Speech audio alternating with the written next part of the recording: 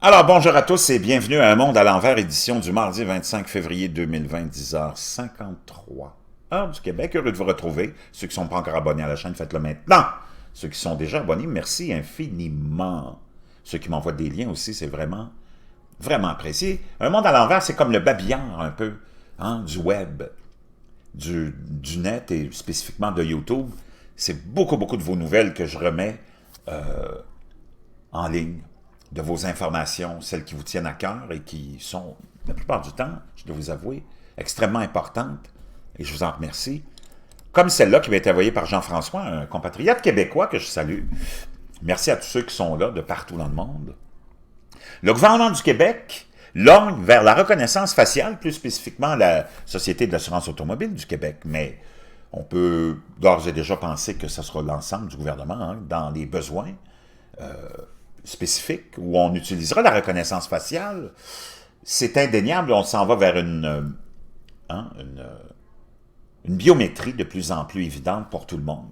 On utilise naturellement l'aspect sécuritaire pour vous, et sécurité et sûreté pour vous faire avaler ça, mais on ne peut pas arrêter ce bateau-là, on ne pourra pas l'arrêter, il n'y a personne qui veut l'arrêter, même si on est contre ça pour plusieurs. Il va falloir s'adapter parce que c'est inévitable. Même si on s'arrache les cheveux, il n'y a rien qui arrêtera ça.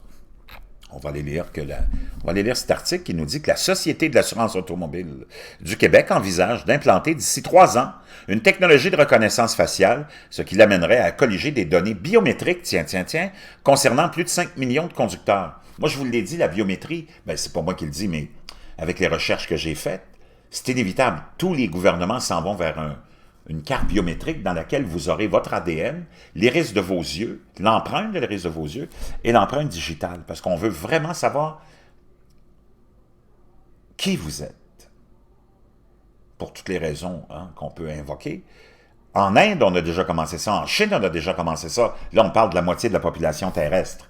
Donc, c'est juste une question de temps avant que tous les autres gouvernements s'alignent, et on le voit, ça avance très rapidement. La Société d'État a lancé récemment un avis d'appel d'intérêt à cet effet. Autrement dit, elle sonde le marché pour connaître les solutions offertes sans être prête encore à donner un contrat. Cela demeure un dossier sérieux à la SAC, confirme son porte-parole, Mario Vaillancourt. On se donne un horizon entre 1 et 3 ans pour mettre ça en place. L'organisme. Donc, l'organisme public dit vouloir lutter contre la fraude et renforcer la confiance des administrations nord-américaines à l'égard du permis de conduire québécois, alors qu'une majorité d'entre elles utiliseraient déjà cette technologie, imaginez-vous. La reconnaissance faciale permettrait, au moment de délivrer ou de renouveler un permis de conduire, de vérifier que l'usager est bien la personne qu'il prétend être en interrogeant la base de données de la SAC, qui contient déjà les photographies de 5,3 millions de titulaires de permis. Ces photographies seraient préalablement traitées par un programme afin d'assurer le bon fonctionnement du système. La SAC songe même à s'en servir sur son site web pour accroître la sécurité des transactions électroniques et bonifier les services. En moyenne, chaque année, la SAC estime qu'au moins 300 personnes tentent frauduleusement d'obtenir un permis de conduire. Le but final, c'est d'éviter qu'il y ait des usurpations d'identité ou des gens, par exemple, qui pourraient tenter d'avoir des doubles permis, explique M. Vaillancourt, donnant l'exemple d'une personne qui aurait perdu le droit de conduire. L'idée qu'une agence gouvernementale constitue une banque de données biométriques sur des millions de Québécois fait toutefois sourciller Karim Ben Yeklef, professeur titulaire à la faculté de droit de l'Université de Montréal. Ça ne répond pas vraiment à ce que l'on appelle un principe de proportionnalité en droit. C'est comme devoir tuer une mouche avec un marteau, lance-t-il en soulevant que la société pourrait peut-être resserrer ses façons de faire autrement.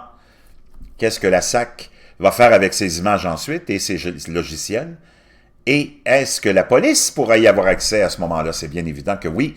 De son côté, la SAC assure qu'elle n'agira pas à l'insu de sa clientèle et que la sécurité entourant la conservation des renseignements est une priorité pour elle.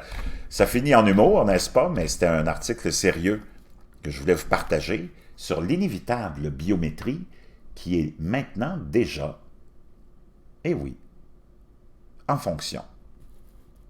Je vous reviens.